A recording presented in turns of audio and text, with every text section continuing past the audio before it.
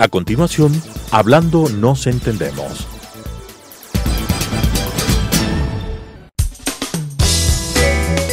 Clasificación A. Apto para todo público.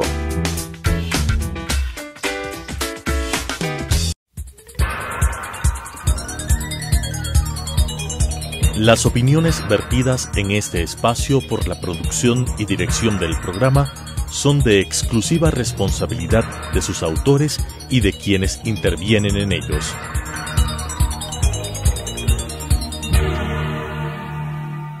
Telesucesos Canal 29 UHF presenta Hablando nos entendemos, un programa de la Academia Ecuatoriana de la Lengua con la conducción de Gonzalo Ortiz Crespo. Hablando nos entendemos. Buenos días, bienvenidos a este programa. Buenos días, buenas tardes o buenas noches. Ya saben que se puede ver este programa en Facebook y en otras plataformas como YouTube a cualquier hora. Empiezo hoy por una buena noticia. La reunión de la directiva de la Academia de la Lengua con el ministro de Educación dio un resultado favorable y no se recortará la asignación anual para la institución. En un momento regreso con eso. También en este programa hablaremos de otros temas relacionados con la Academia de la Lengua y tendré como invitada a la doctora Valeria Guzmán, lingüista. Arrancamos. Noticias de la lengua y la cultura. Como les decía en la introducción, no se va a recortar los $100,000 que el Estado entrega cada año a la Academia de la Lengua. El ministro de Educación, el doctor Milton Luna, tuvo una reunión muy cordial con la directiva de la Academia. Estuvieron allí la directora Susana Cordero de Espinosa, el subdirector, el tesorero, el secretario, que ustedes le conocen, Simón Espinosa, Diego Araujo, Francisco Proaño Arandi, y tuvieron, como digo, una reunión muy cordial, una reunión que resultó positiva, porque había verdaderamente pánico en la academia y en los círculos culturales respecto de este recorte a la mitad de la escasa asignación que el Estado da a la academia. Con eso la academia alcanza a cubrir las cosas más elementales y haberle recortado habría sido para que la academia sucumba. Bueno, no se dio. Esto muestra la sensibilidad del ministro respecto de los temas culturales. Creo que nos debemos congratular todos de esta decisión.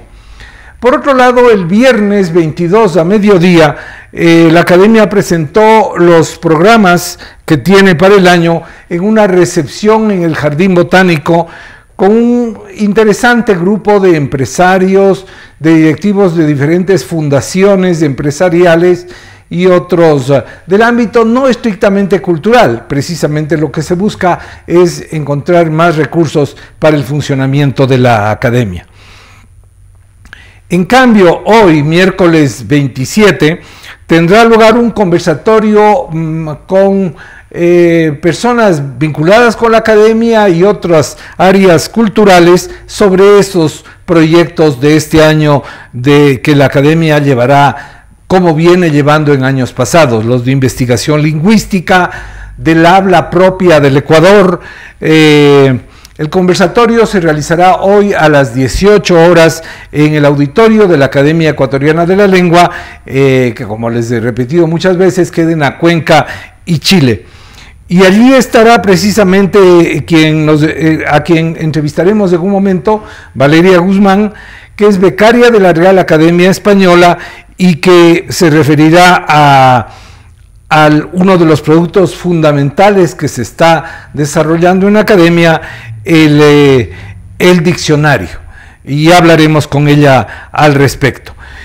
También en esta tarde habrá otras presentaciones sobre los programas de la academia. El escritor y lingüista Yanko Molina hablará de la creación del Corpus del Habla del Ecuador, y el bibliotecario de la Academia, Alejandro Casares, se referirá al papel de la biblioteca en la sociedad y la importancia de la lectura y los fondos de la biblioteca de la Academia.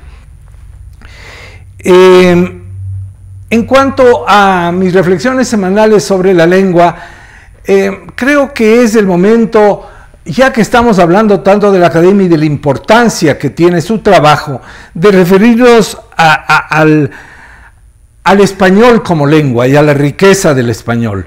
En la Edad Media decían que la lengua es un árbol y que su fruto son las palabras. Una hermosa manera de decir.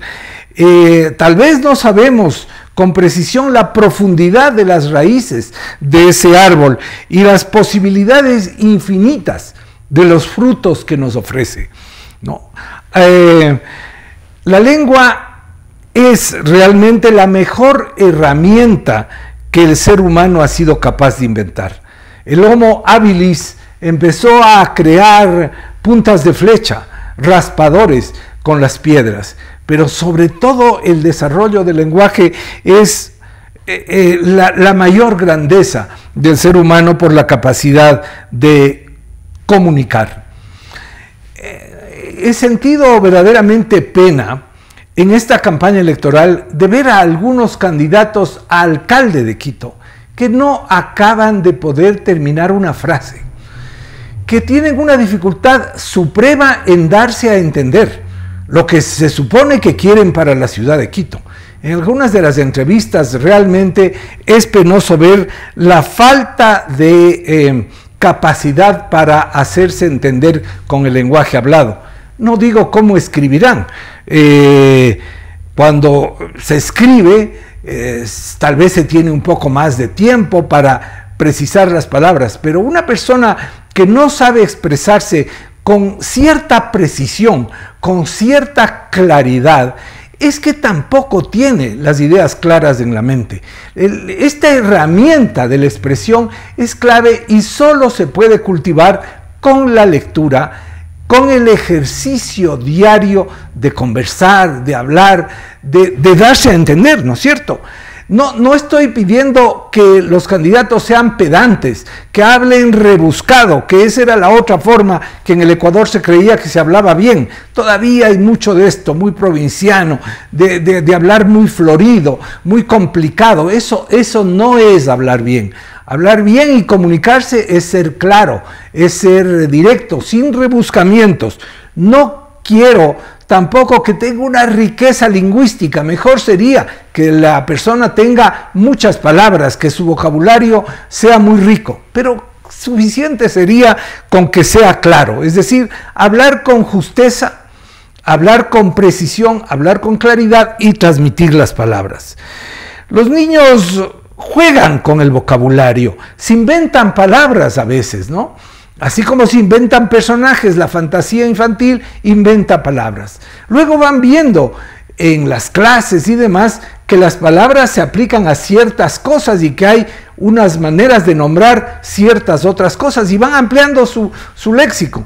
Si en la casa le hacen leer, si es que alguna vez consulta un diccionario, todos sabemos esa emoción que tiene el diccionario. García Márquez decía alguna vez que los diccionarios son los cimientos del mundo, porque allí están todas las palabras. Bueno, entonces, que no llegue a que en un momento ya de su edad adulta no puede explicarse, porque le faltan palabras, porque le faltan ideas, porque le falta una construcción lógica de sus frases, ¿no? Así que lo que hablo esta vez es a favor de la sensibilidad que tenemos que tener respecto de aprender bien a hablar, a expresarnos en público. Actualmente la educación hace mucho al respecto. En muchos colegios a los chicos les hacen presentar proyectos. Ahora se trabaja con proyectos, a veces colectivos, a veces individuales, sobre la geografía del Ecuador, sobre la variedad de las plantas, sobre la historia de no sé qué, tienen que hacer proyectos, incluso en matemáticas ahora hacen proyectos y tienen que presentar a sus clases. Eso es un fantástico entrenamiento para hablar después en público y no pase como estos candidatos que han aceptado ser candidatos, uno no sabe por qué, entre los 18 candidatos a alcalde de Quito, que hay varios de ellos que ni siquiera pueden explicar claramente lo que quieren para la ciudad. No estoy hablando de la pureza lingüística, ni siquiera de la corrección. Lo que estoy hablando es de algo más elemental, darse a entender, ¿no? Entonces, cuando tengamos eso como uno de los parámetros para juzgar a nuestros candidatos, a los candidatos que se presentan, obviamente hay unos cuantos que no van a merecer el voto si es que ni siquiera han sido claros, no han sido claros en explicar. Y yo digo, de alguna manera, el candidato puede ser demagogo, puede querer engañar con las palabras. Casi siempre el que engaña con las palabras también va a engañar después con las cuentas, con las leyes, con todo tipo de trafacías, ¿no? Pero no hablo de la demagogia, hablo de algo más elemental, el cuidado de expresar claramente las ideas, ¿no?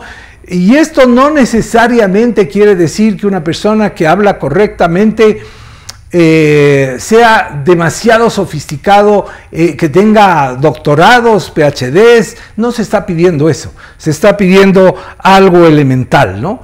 Ya la creatividad con la lengua viene más tarde, no todos pueden ser escritores, no todos pueden publicar libros, no se requiere de eso, aunque sí hay algunos candidatos que han publicado libros y varios, ¿no? Y que felizmente son orgullo de la ciudad, pero otros no llegan ni siquiera a eso. Esto del voto es una opción personal, por supuesto, y lo que estoy explicando es algo absolutamente general respecto de que nuestro país, que tiene tantas dificultades, obviamente no puede darse el lujo de escoger entre candidatos que están allí no se sabe por qué, tal vez por negocio. Hay quienes dicen que es por eso, que reciben un fondo del Consejo Nacional Electoral, no se gastan, sino absolutamente lo mínimo en la candidatura, y con eso ya les queda un saldito para sus aficiones particulares, para su vida posterior o lo que fuera, ¿no? No es el caso de la mayoría de los candidatos. Estoy seguro que la mayoría se esfuerzan por gastar esa plata en promoción, en pagar a un equipo mínimo de gente, y ojalá pagaran a alguien que les entrene no solo a cómo sentarse y cómo presentarse en televisión, sino en algo más elemental, en cómo terminar las frases, en cómo construir un párrafo con cierta claridad. Bueno, esta ha sido mi reflexión del día de hoy, e inmediatamente vuelvo con mi entrevistada. La vida de la academia. Muy bien, aquí estamos con Valeria Guzmán, y lo primero que vamos a hacer es pedirle que se presente. Valeria, usted es una chica joven que ha estudiado lingüística. Cuéntenos sus estudios y por qué se dedicó a esta rama del saber. Buenos días, muchas gracias por la invitación. Es un honor para mí estar aquí con usted. Yo estudié lingüística en la licenciatura, después hice una maestría en lingüística hispánica en la UNAM y finalmente hice un máster en lexicografía en la Real Academia y la Universidad de León. O sea que usted ha estudiado en el Ecuador, en México y en España. En realidad mis estudios han sido en México y en España. Desde el comienzo, sí, desde el comienzo de la carrera. Así es, desde la licenciatura. Desde la licenciatura, no estudió en el Ecuador. No. Ah, ya, yo suponía que había después ido. ¿Y qué? ¿Vivió en México o optó por irse allá después del bachillerato? Yo terminé el bachillerato y decidí irme a estudiar a México, justamente porque quería estudiar literatura. Mi intención era dedicarme a escribir, pero cuando llegué a la universidad descubrí la lingüística. Recuerdo perfectamente el primer día de clases empezamos a hablar de Saussure y de las teorías del lenguaje, de la ciencia del lenguaje, y yo me enamoré absolutamente. Me di cuenta de que eso era lo que yo quería hacer con mi vida. Un par de años después descubrí los diccionarios y me dediqué casi desde los inicios de la licenciatura al estudio y a la investigación del léxico y los diccionarios. ¡Qué bien! Y ahora está en el Ecuador de vuelta como becaria de la Real Academia. ¿Cómo es eso?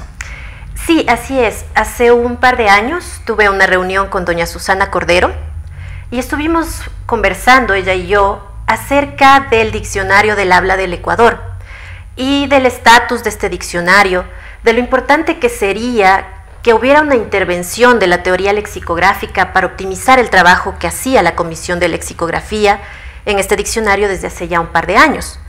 Entonces decidimos que yo podría solicitar la beca, pero no para México, porque de hecho yo estuve trabajando para la Academia Mexicana de la Lengua 2 años y decidí solicitar la beca para Ecuador, porque había algún tipo de nostalgia en mí de regresar y aportar algo al español de mi país también.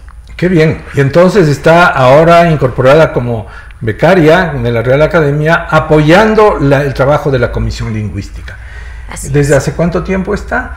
Estoy desde septiembre del año pasado. Bueno, y estoy seguro que los académicos estarán encantados de tener una profesional, porque muchos de ellos conocen del tema, aunque no son lingüistas graduados, ninguno de ellos, ¿no? Bueno, Fernando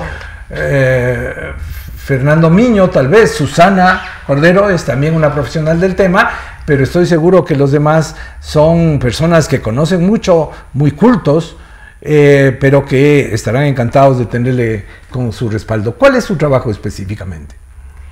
Sí, para mí es muy grato estar compartiendo con los académicos. Efectivamente, el trabajo de diccionarios ha sido durante muchos siglos un trabajo artesanal. La teoría lexicográfica tiene sus auges en los años 70. En realidad, algunos académicos, como usted sabe, han hecho sus propias obras lexicográficas. Tal es el caso de doña Susana, de don Fernando, Carlos Joaquín Córdoba, Hernán Rodríguez. Hay esos diccionarios, ¿no? Lo importante ahora y lo que nos concierne más como Academia de la Lengua es producir una obra lexicográfica bajo el sello académico.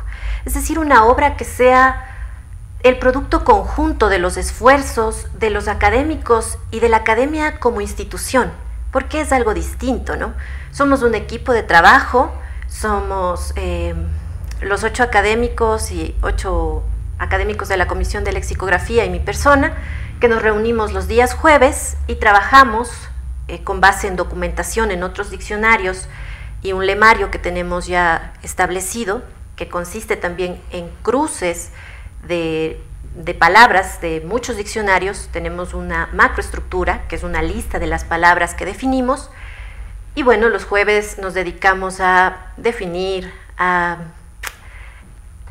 hacer adendas, a quitar palabras que a lo mejor ya no son ecuatorianismos, sino del léxico del español general.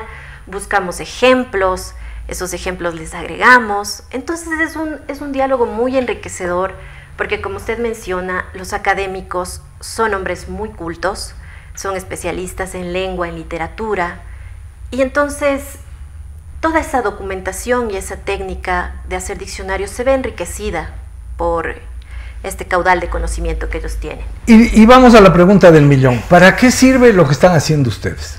Bien, esta es una pregunta muy hermosa y me parece que es una pregunta fundamental.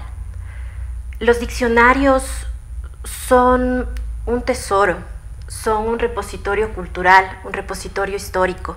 Más allá de la propia utilidad que tengan para buscar una palabra de la que a lo mejor desconocemos el significado y entenderla en su contexto a través de los ejemplos, también debemos entender que constituye la memoria de un pueblo acerca del significado de las palabras. Entonces no hacemos un trabajo de individualidades, hacemos un trabajo que quiere o procura representar el significado que tiene la colectividad de los ecuatorianismos.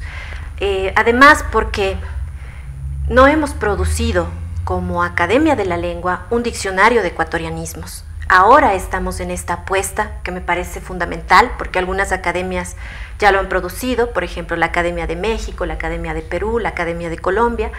Han sido recientes estas publicaciones y creo que lo justo sería que nosotros como institución pudiéramos producir nuestra propia obra con nuestra. ¿Y para cuándo cree usted que es un trabajo muy largo y van ustedes, creo que alfabéticamente avanzando? ¿Para cuándo estaría terminado un trabajo como ese? Bien, La academia tiene, como le comentaba hace un momento, un par de años trabajando en esto, pero apenas ahora estamos incorporando de manera más rigurosa la técnica lexicográfica.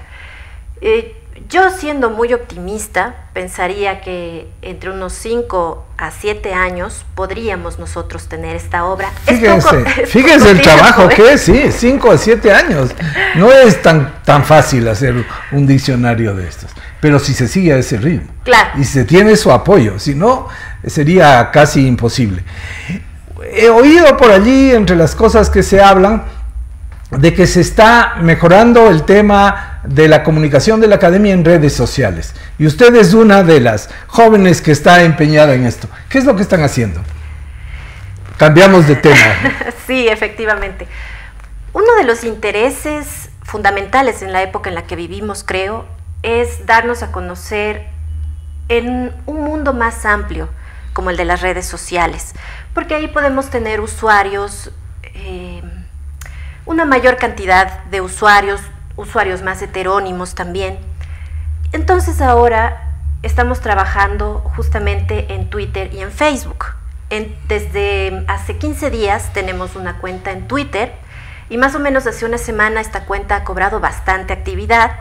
Y bueno, es también una invitación para ustedes que nos sigan en Twitter. Ahí estamos contestando dudas. Hemos tenido más o menos promedio de 2 a 3 dudas por día. Dudas sobre léxico, dudas sobre ortografía, sobre concordancia, sobre gramática. ¿Cuál es la dirección, la de Twitter? ¿Cuál es el identificativo? Es @ecuatoriana_de. Ecuatoriana por la Academia Ecuatoriana, @ecuatoriana_de. Es como que fuera Academia de la Lengua, Academia Ecuatoriana de la Lengua, una partecita, ecuatoriana_de. Vamos a ver si le ponemos debajo de estas palabras, le pedimos a nuestros colaboradores que nos pongan esa dirección. Entonces en Twitter para poder responder esas inquietudes de ustedes, y también entiendo que se va a lanzar algo así como el ecuatorianismo de la semana o algo así. Sí, dentro de las ideas que tenemos para acercar más a la gente, porque en realidad nos interesa que conozcan la academia, que se acerquen, que sepan que somos una institución que está a su servicio, somos una institución que trabaja a servicio de la sociedad, a servicio de los hablantes, y nos interesa mucho generar ese acercamiento. El ecuatorianismo de la semana se nos ha ocurrido en la Comisión de Lexicografía. Los días jueves estamos trabajando con un ecuatorianismo emblemático, digamos, hemos trabajado a chachay, a colitador, y lo que hacemos es tomar este ecuatorianismo y poner algo parecido a una definición, pero muy simplificada, para que pueda ser accesible a todos. Eso empezaremos esta semana, se lanzará en Twitter, luego tenemos intención de hacerlo también en Facebook y WhatsApp. Así que cada semana pueden encontrar ustedes un ecuatorianismo. Qué bien, son nuevas iniciativas de la academia, y como ven, con gente joven dedicada a esto, pues es fácil avanzar y llegar a las redes sociales. Uno de los problemas que he tenido yo con este programa es que, a pesar de que aparece en Facebook, me olvido a veces de poner en las redes sociales el link para que se lo vea más, para que se le reproduzca más, y así poder crecer en nuestra audiencia. Estos nuevos intentos son formas de que precisamente muestran que la academia no es algo anquilosado en el pasado, ni tampoco es como una especie de corte suprema de la lengua que juzga lo que está bien y lo que está mal. Al contrario, como ven, la academia recoge lo que es el habla del común, de los mortales. Con frecuencia a veces nos desesperamos de tanto extranjerismo, de tanto anglicismo, pero bueno, ya pasará, algunos de ellos quedarán, y si no hay una palabra en español, tal vez se quede el anglicismo, pero casi siempre hay unas palabras en español que pueden fácilmente, ¿por qué decir update, por ejemplo, en vez de decir actualización, si es una palabra del español? Un ejemplo. Pero eso mismo también se puede discutir en las redes sociales a través de estas nuevas iniciativas. ¿Qué más, Valeria? ¿Qué otras iniciativas tienen?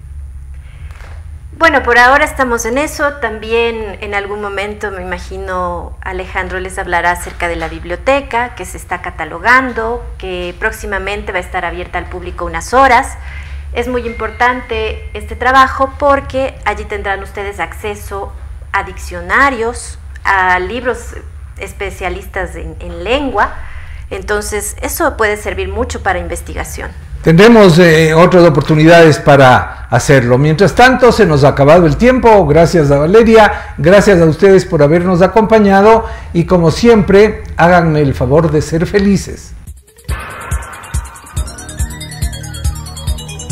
Las opiniones vertidas en este espacio por la producción y dirección del programa son de exclusiva responsabilidad de sus autores y de quienes intervienen en ellos.